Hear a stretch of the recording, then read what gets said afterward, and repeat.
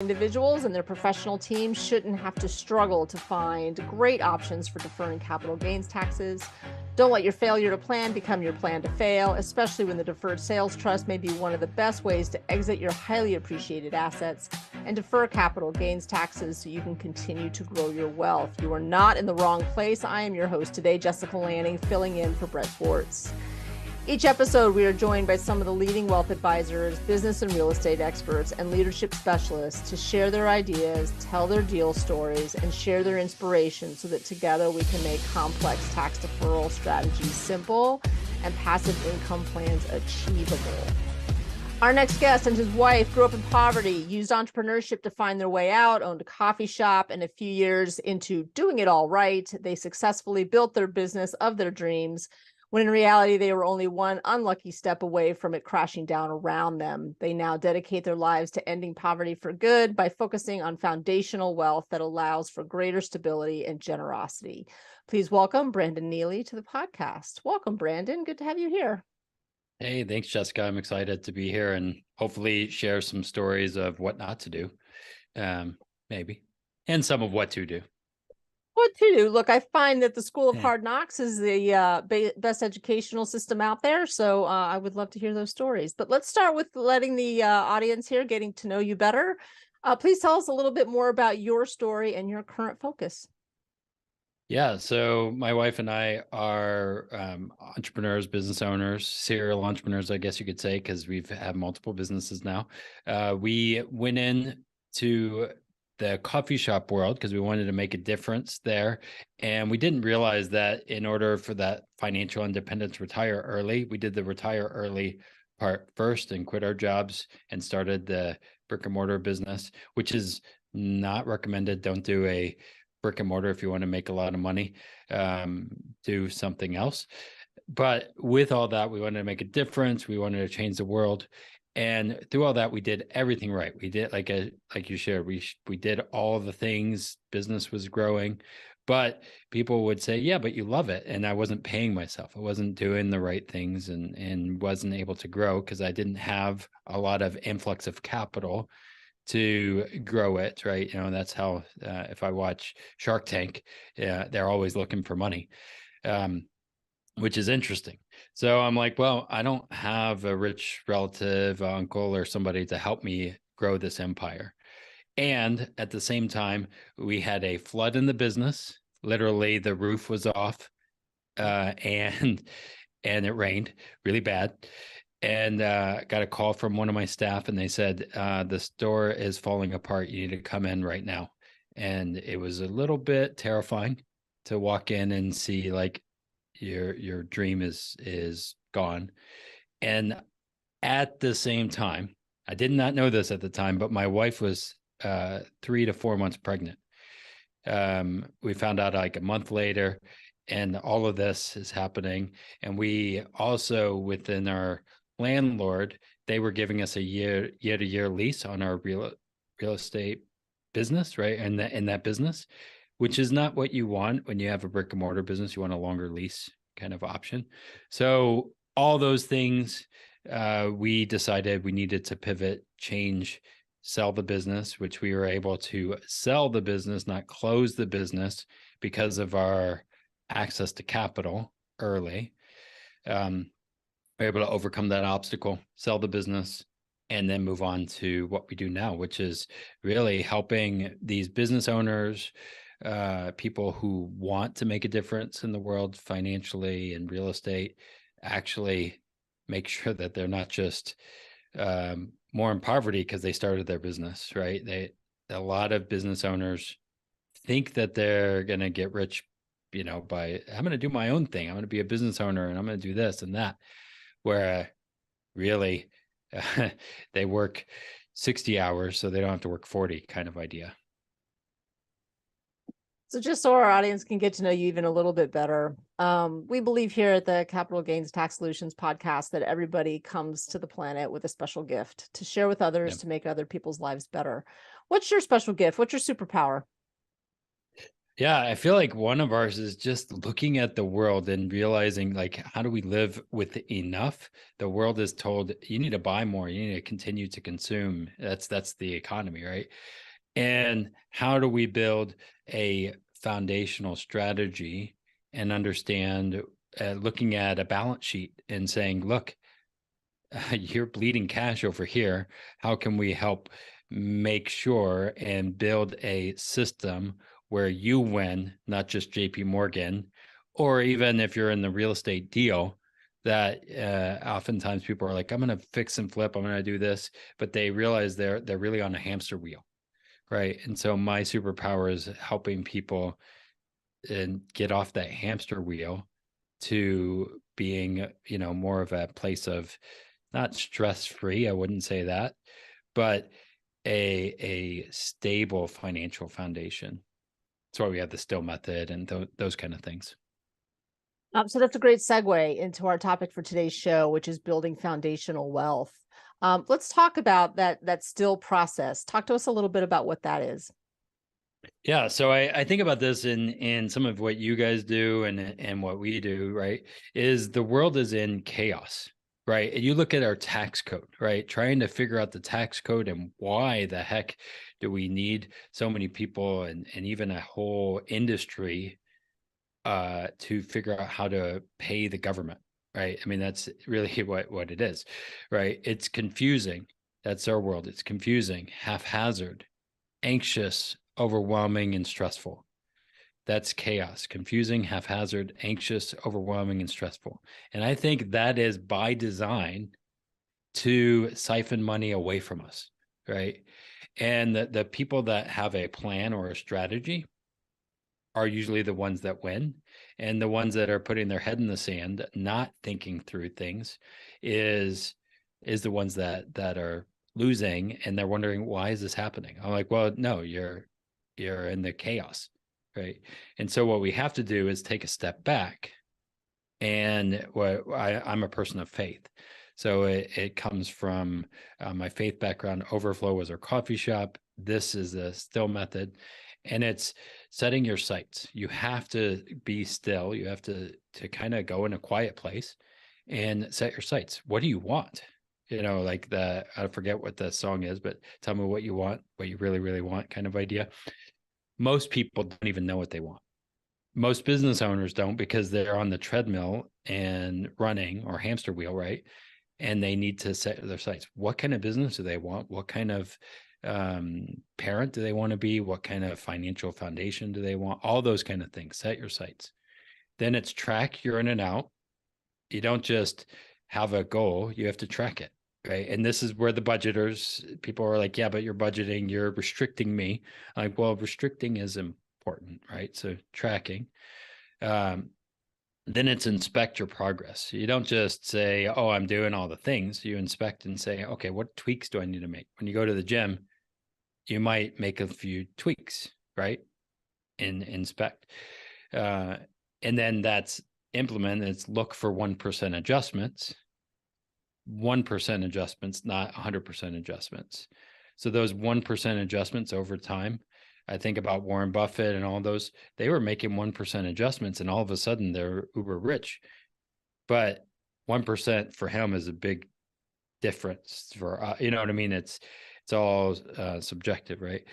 1% adjustments, not the big things, not the home runs, but the base hits, right? And then live deliberately.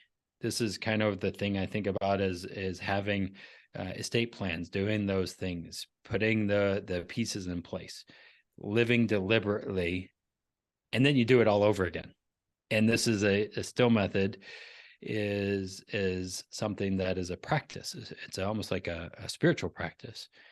I never said anything about products. I never said anything about taxes. It's you doing that thing, and the answers and questions may change a little bit over time, I right? find this to be true. I work with a lot of, I'm a financial planner. I work with a lot of people who are what I call do-it-yourselfers, even if it's just Mm-hmm. by accident, right? They've manage their careers. They've lived within their means. They've saved their money, but they do feel like they're in a place of chaos, and they do feel like it's all completely overwhelming. So how do those people start to recognize that that's the place that they're in, excuse me, and now reach out for help? Like, where do they come to you? What's their aha moment? I think some you have to realize that you're in chaos and do something about it, right? And that's where there's guides, there's other people, and there's even on social media, there are people who have conflicting advice, and the reality is sometimes they're both right, which is a hard thing to say in our world of divisiveness. But like for me, I think about Wall Street versus life insurance. Maybe it's both, not an either or, but a both and, right? And so what the client needs to do is it has to come from them. I can't change them. I can't help them until they want the help, right? It's kind of like an addict and those kind of things, right? We have to want it. You have to want to take your head out of the sand, or thinking about the Matrix idea, you have to want to take the blue pill instead of the red pill. And if you have done that, then there's people out there, and my goal is to help you build foundational wealth. So regardless of if a flood happens, or I don't know, inflation, or who knows what's going to happen tomorrow, because I mean, seriously, watch the news, and every time I'm waiting for aliens or something. Maybe, but that will probably tank the market. If aliens show up, I'm sure that'll affect Wall Street. So I see a lot of people who own property, right? This has been their path to building wealth. And now they've got 30 doors, right, what I call doors and windows, right? They've got 30 keys, and they're trying to manage all these properties, and they're trying to figure out, okay, what do we do next? And they're a little bit tired of tenants, and they're tired of toilets and trash, and they want out, but they don't see a way out of that chaos. How do you help those folks?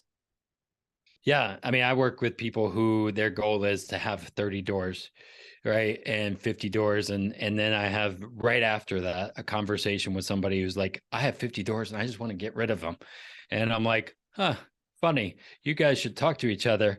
I unfortunately I can't like share your information with each other. But anyway, you have to again know what you want. And for me, this is me. I'm in the real estate world. I have a life insurance policy, and I used my life insurance policy to buy a commercial real estate office, which is my office that I'm standing in right now. So we have that, used it to buy it, and then my business is paying me rent, right? So that's one way I'm thinking about it. Uh, I've also had plenty of floods that I'm like, I don't want to have 30 doors, because that's 30 potential floods that could happen. And let's not do that. Right. So you have to know, hey, if you're a handyman and you love dealing with flood work and toilets, right, then that's a good thing maybe it's your skill set, right? If you have enough money to hire, because all these young people are like, yeah, well, I'll just hire a firm to help me. I'm like, well, that costs, right? So you have to know that those things, what that's going to be, and reverse architect it to say, well, what do you want? Do you want 30 doors to have what? And really, when it all comes down to it, whether we have assets in the market or we have 30 doors or 100 doors or 500 doors, it all comes down to cash flow, to have the income that we want, to have the life we want now and in the future. That's really, I think. And so we have to ask those questions. Yeah, the focus needs to be on revenue. I think when you keep your eye on that one dial, oftentimes that clears up a lot of things. And I have to imagine that people come to you who have lots of real estate and they're like, okay, I'm just going to do this 1031 exchange. That'll solve all of my problems. What do you see as the biggest frustration when it comes to the 1031 exchange or deferring capital gains taxes? I think that the problem with taxes and any of this is it's a moving target. And I always ask people when it comes to 401ks and all that, Would you ever get into business with somebody where they make the terms of service in the future? Usually the answer is no. Right. And on top of that, where the people who are in charge of those rules change every couple years. Right. So for me, I don't know what the future holds on taxes, but I have a thought that it's going to be higher. So if we are continuing to defer taxes, then that's going to hurt us maybe in the end, depending on other pieces that you have in play. But in the end, we have to eventually pay taxes, and that's why the stretch provision was lowered, why they did all kinds of other things, because really, how does the government make money, and how do they handle Social Security, all the other things? It's from taxes, right? So they're going to try and figure that out. Yeah, I think you're absolutely right about that. And we work with lots of folks who have real estate, highly appreciated real estate. You know, they've owned it for many, many years, and they're always looking for ways to continue to defer capital gains taxes. And that's what we specialize here at Capital Gains Tax Solutions. And the Deferred Sales Trust is one of our primary tools for doing that. And to your point, yeah, how do you manage taxes in an ever-changing environment, and what is the best tools to do that? And so if anybody's listening and would like to have a conversation about that, I'd be happy to do that. You can find me at www.lanningfinancial.com or the capitalgainstaxsolutions.com website, and mention that you heard us on this podcast, and we'll be happy to have a conversation about that. Okay, you ready for the lightning round? For sure. And I do say, like, again, understanding taxes and how that plays, it's a both and. Pay taxes if you can, don't pay. You know what I mean? Like it's a game. All of this is a game, and we have to realize we're in this game, and sometimes the rules and board is created by the IRS, and we have to figure out, but there are always loopholes, and there's always things. Depreciation. I lowered my taxes a lot this year because we have real estate, which was amazing. Yeah, it's when you understand what the rules are and you understand what your options are, you can make much better decisions, much more conscious decisions, Yep. and create as much flexibility and options as you can so that you can adapt to any kind of environment. So yeah, I hear you Yep. on that. Absolutely right. Okay, what's your favorite book that you've read or gifted in the last year? Yeah, I think the Profit First book, I have that here for business owners a lot of times, and there's one for Profit First for real estate investors. Understanding that in business that we need to make sure that we are paying ourselves, not just and that's not greedy to pay yourself. It's just smart. So being able to make sure that we're paying ourselves, Profit First, and the Banking Yourself book. And eventually I'm going to say my own book, of course. We're working on a journal and those kind of things, but Excellent. that's Yeah, coming down the lines. I'm a big fan of the Profit First book, especially for entrepreneurs that are visually oriented. I think it makes a huge difference for them. What's your favorite leadership quote or theme you strive to live by? Oh man. I have a Bible verse, and this is something literally I have it on my arm. It's in humility, consider others better than yourself. I think if we actually did that, and it's Jesus, but if we actually did that, we would change the world. If we consider others better than yourself and be the heart of a teacher, not just a salesperson. I do life insurance. I do make commissions, just, from people doing that. And, we all need to make money, but educate first. That's an important thing, and really have humility and serve. Beautiful. Imagine you could go back in time. What would you tell your 25-year-old self? I don't think my 25-year-old self would listen. But that's probably what most of your people say. But I would say, man, start a life insurance policy, a whole life insurance policy that's properly designed right now, and build that foundation. Because if I were to have done that, I started late in the game.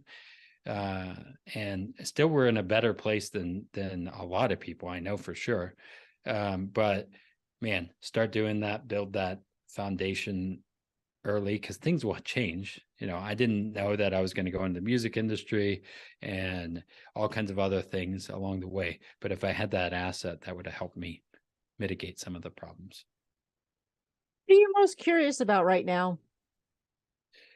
Oh, some is like, where the heck is all this going to lead as far as the economy goes? Is any of this? And sometimes I feel like more like a profit in knowing that some of this was going to happen.